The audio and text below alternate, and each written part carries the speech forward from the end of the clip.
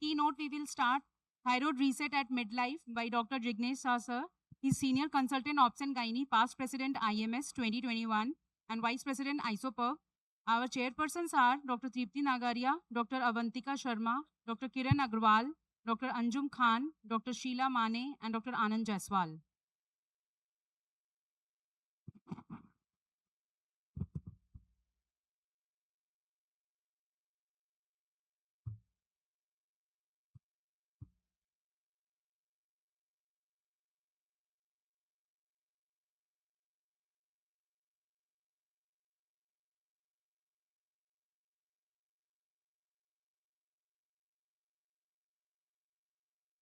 Okay.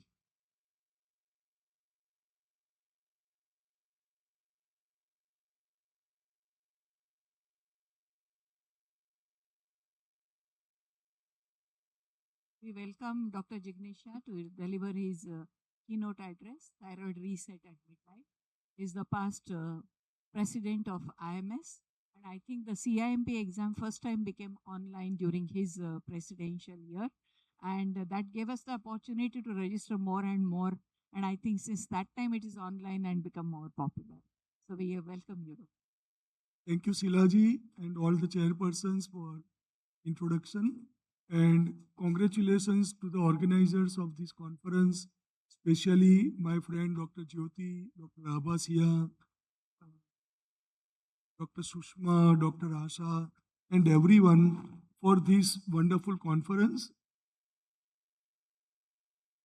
The theme of conference is Reset at Midlife.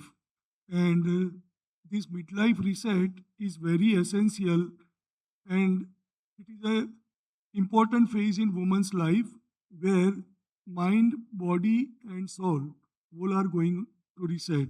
Similarly, thyroid hormones also reset because of the menopause, because of the declining estrogen levels.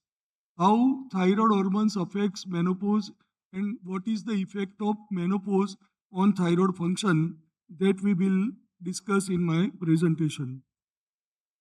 We discuss epidemiology.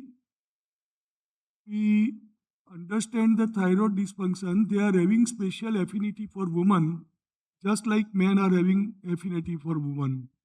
And it is 3 to 5 times more common in women, and every woman is having, every one woman out of 8 are having risk of thyroid dysfunction in their lifetime, and the peak incidence is at the same time.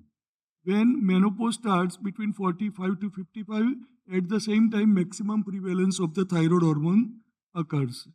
So why we are discussing? Because thyroid disorders and menopause are closely intertwined because declining estrogen levels during midlife can alter thyroid function and vice versa. So midlife and thyroid function, it is just like a two-way street where anyone can enter from any side, and they love to mimic each other. And because of the declining estrogen levels, there is a decrease in the thyroid binding globulin levels, which will result in the increased levels of the thyroid stimulating hormone. So in this, total T3, T4 level will be lower, but if we measure free T3 or free T4, the levels are normal. So estrogen, the second effect is estrogen helps to regulate immune functions. And because of the declining in estrogen level, there will be precipitation of autoimmune diseases like thyroiditis, Hashimoto's, or Graves' disease. And it is always to be remembered that hypothyroidism makes the menopause worse, and hyperthyroidism makes or mimics, mask or mimic menopause. Now, about the midlife and thyroid function, it poses significant challenge for postmenopausal women, as it can worsen or mimic menopausal symptoms. And for that, evaluation of thyroid function tests are essential to prevent, to avoid undertreatment as well as overtreatment of the thyroid dysfunction. Now, midlife women coming to us, with some symptoms like fatigue, weight changes, palpitations, sweating, mood disturbances, menstrual irregularities, and hair loss. These are the common symptoms midlife woman is having. So the clinical challenge is that are these symptoms are due to menopause, because of the thyroid disease, because of both, or because of none. So that is to be decided. So it cannot, symptoms cannot decide whether it is because of the thyroid or because of the menopause. We have to go for the investigation. So what is the problem? It is the symptom commonly overlap with thyroid dysfunction as well as menopause. Then thyroid disorders becomes increasingly common with advancing age. Autoimmune thyroid disease is particularly prevalent in women, and menopausal symptoms may mask underlying thyroid disease.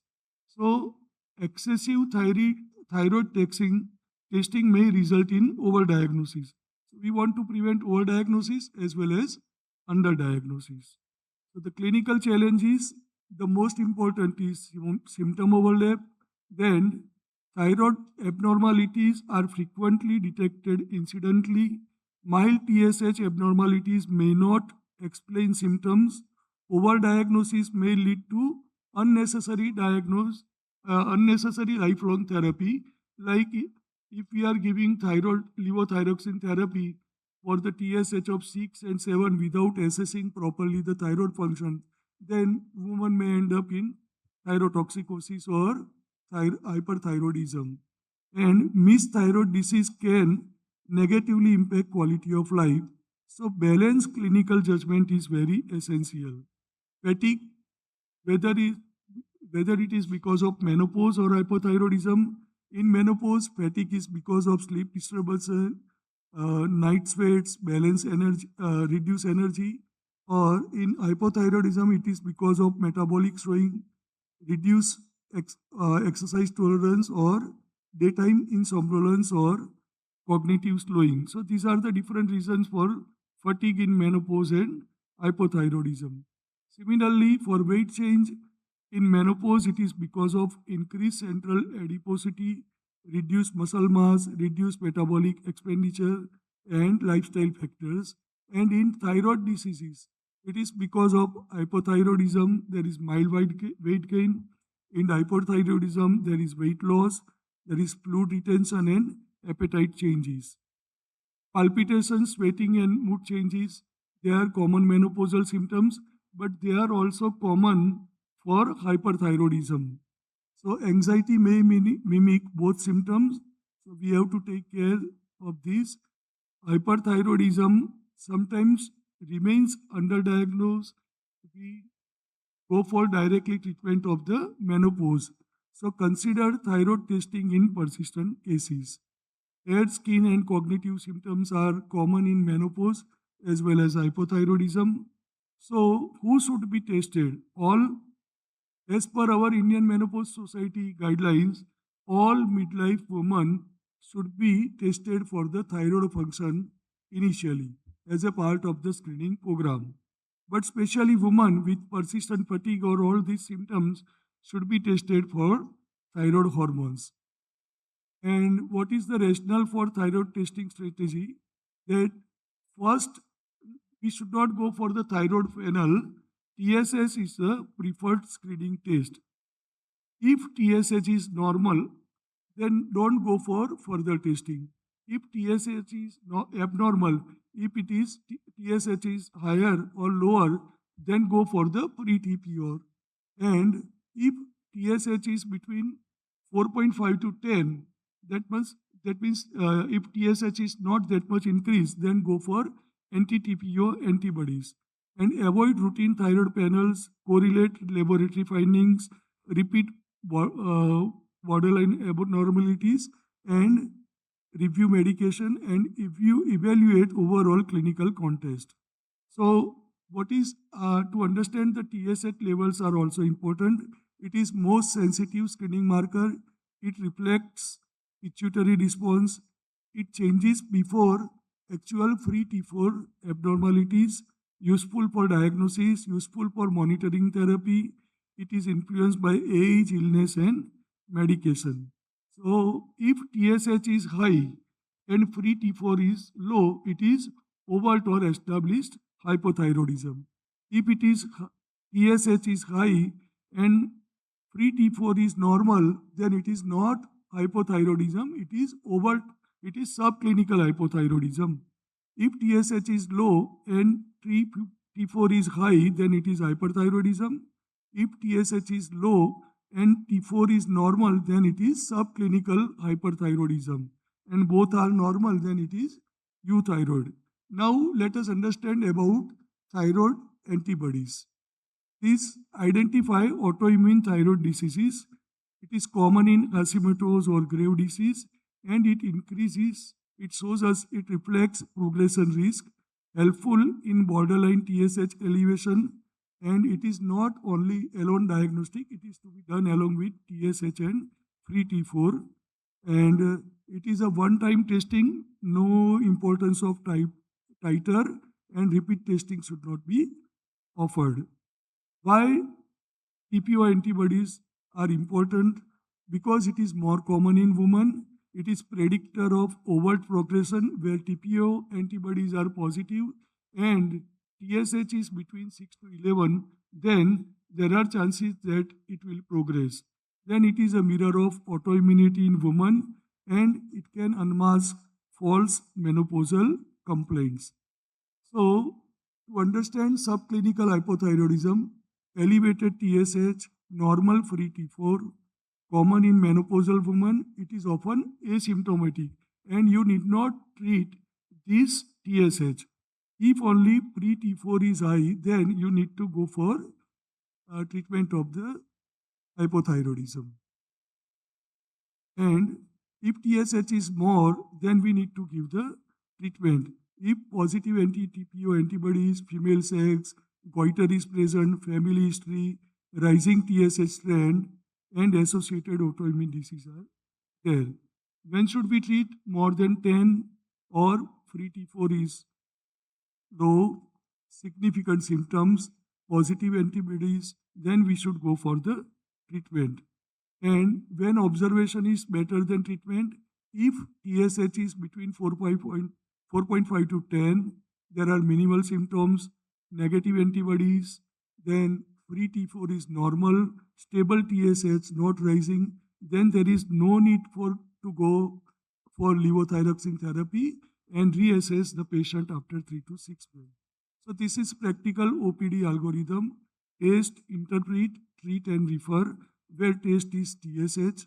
Then if TSH is abnormal, interpret with free TPO and anti-TPO antibodies. Treat if there is overt hypothyroidism or selected cases of subclinical hypothyroidism, and refer the case if hyperthyroidism, nodule is there, goiter is there, and if there is any diagnostic uncertainty. Now, time is there to discuss one case. Patient is of 48 years, complains of fatigue, weight gain, mood changes, and irregular periods. So, as per our guidelines, we should directly go for TSH along with other test panels which is recommended for menopause. Now, practical testing approach is already we have discussed. Go for TSH. If TSH is abnormal, free T4, then thyroid TPO antibodies. And if this T4 is not altered and TPO antibodies are normal, don't go for levothyroxine therapy. This already we have discussed. So in subclinical hypothyroidism, most patients are asymptomatic to mildly symptomatic, and not every patient requires treatment. That is the carry-home message, but this is not for the infertility patient, this is for the midlife patients. When to consider treatment? When TSH is more than 10, significant symptoms, positive TPO antibodies, or there are cardiovascular risk factors. Then this slide is important to understand menopause and hyperthyroidism, where thyroid diseases with hyperthyroidism there will be high T4 and TSH level will be less, which will result in increased resting pulse, atrial fibrillation chances are more, and there will be reduced pump function. This will lead to coronary heart disease. Similarly, with the increased T4 and TSH low levels, there will be high bone turnover, bone mass decrease, and fracture rate increase, which will lead to postmenopausal osteoporosis. At the same time, this is the age for menopause, where because of menopause, there will be estrogen deficiency, central obesity, insulin resistance increases, and proatherogenic lipid profile increases, which will lead to coronary heart disease. And because of estrogen decline in menopause, there will be accelerated loss of bone mass, which will lead to postmenopausal osteoporosis. So, hyperthyroidism and menopause, it is a double-edged sword and affecting the woman from both the sides. And hyperthyroidism can mimic menopause because the symptoms of hyperthyroidism like excessive sweating, palpitation, anxiety, sleep disturbance, weight loss, and heat intolerance are common in menopause. Only night sweats and vaginal dryness is peculiar to menopause, and in hyperthyroid, you get weight loss and tremors.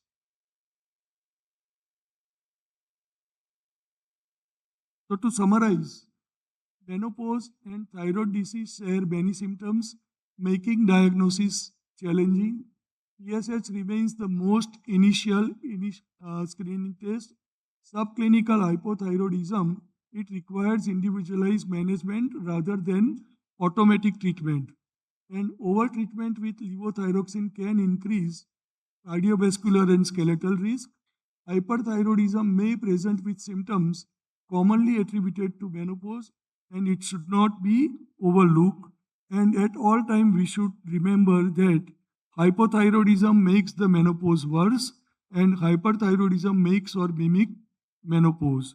So, friends, do not blame every midlife symptom on the thyroid, but do not miss thyroid disease hidden within menopause symptom. When the topic given to me, I found it is very difficult to have 15 minutes for this topic, but I tried very hard, and I thank you all for the patient hearing. Thank you, chairpersons. Thank you. So as you said it, that subclinical hypothyroidism, unless and until symptomatic, there is no need to treat. Yes. And the cutoff levels are little higher for the elderly women. Yes. We don't have to achieve. Like sometimes the anesthetist give us trouble, that the TSH is high. But I think even if it is elderly women above 60, it is 6, we don't have to treat them. As you rightly said, that a cardiovascular risk, angina. On only TSH level, we should not treat the thyroid dysfunction. About 10, we will have to treat them. But then also we will go for further testing. So we should not be over-treating, because normally when TSH is high, we tend to over-treat. So this is actually, we should not do at midlife. And regarding the soya, it affects and can reduce the thyroid function. So if we have, because so many times people, they try to take it on their own and preparations. So they say that we have to be careful if they have thyroid dysfunction and consumption of soya. And 2 more points I would like to bring forth. One is, when we are actually getting the thyroid test, we must understand whether we are on HRT, MHT or not, number one, because that can actually give different lab results. Secondly, I was just going through an article which said that we take biotin for hair fall, and that too interrupts in the thyroid testing. So whenever we are getting our thyroid testing done, we must make sure to tell the doctor whether we are on biotin or not, because that is one of the symptoms which also resembles both the menopause as well as the hypothyroidism.